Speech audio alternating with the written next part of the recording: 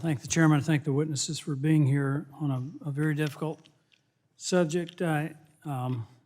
Earlier, when Ranking Member McMorris Rogers spoke, she brought up a couple of points that I thought were pertinent. One is that reference back to the Declaration of Independence that we're all created equally and endowed with certain unalienable rights. You know, when Jefferson wrote that and the committee approved it, they believed those things were self-evident. You didn't need science to prove it, and that not only were the existence of those rights self-evident, it was also indicative that the rights didn't come from government. They came from outside of government. They even pre-exist government. And the first right that they list is life. Why do you think they listed life first ahead of liberty or pursuit of happiness? I think it's pretty evident, self-evident, that life is the prerequisite for all other rights. Without life, there is no right to privacy, there's no right to choice, there's no liberty, there's no pursuit of happiness. And the question is, Dr. Francis, I want to show a poster. This is world-renowned. It's gone in all types of magazines. Gentlemen will suspend, and the staff will take down that picture. You take it down.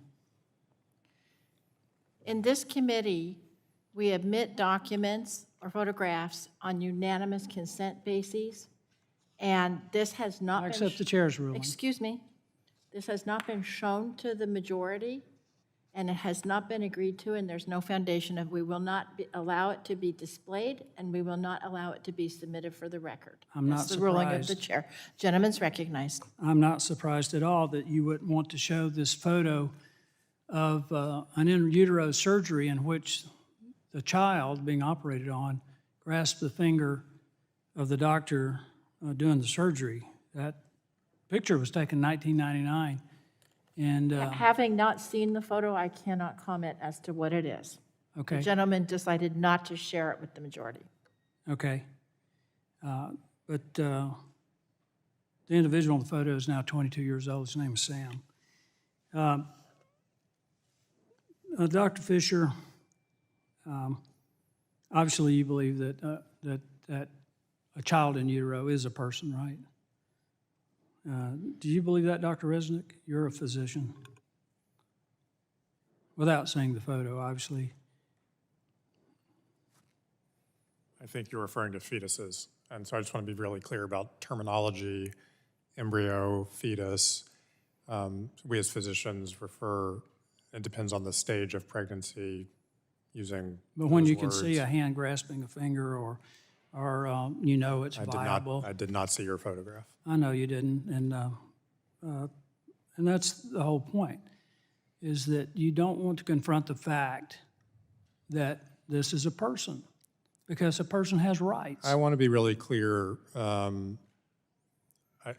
previous member referred to radical activists. I represent the American Medical Association.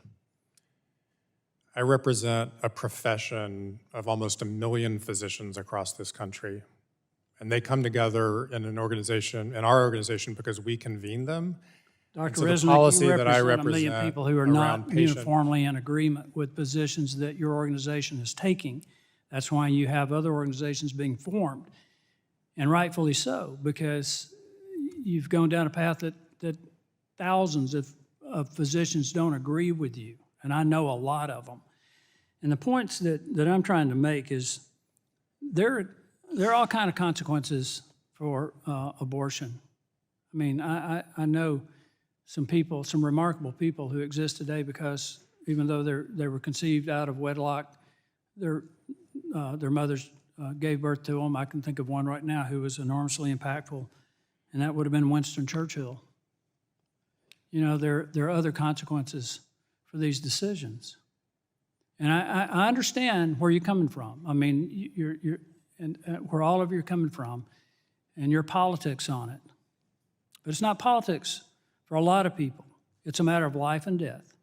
It's a matter of the right to live, the right to liberty, the right to pursue happiness.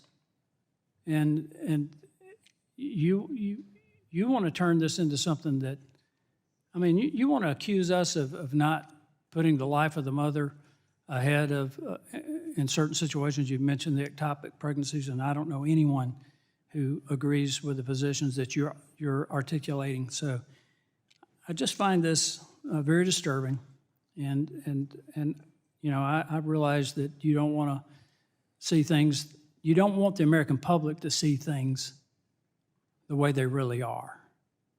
And that's the problem, and I yield back. May I answer that question? I think it was directed at me, Madam Chair. Gentleman may answer. We don't come at this from a politics standpoint as physicians or as an American Medical Association. We come at this from a science and evidence-based standpoint.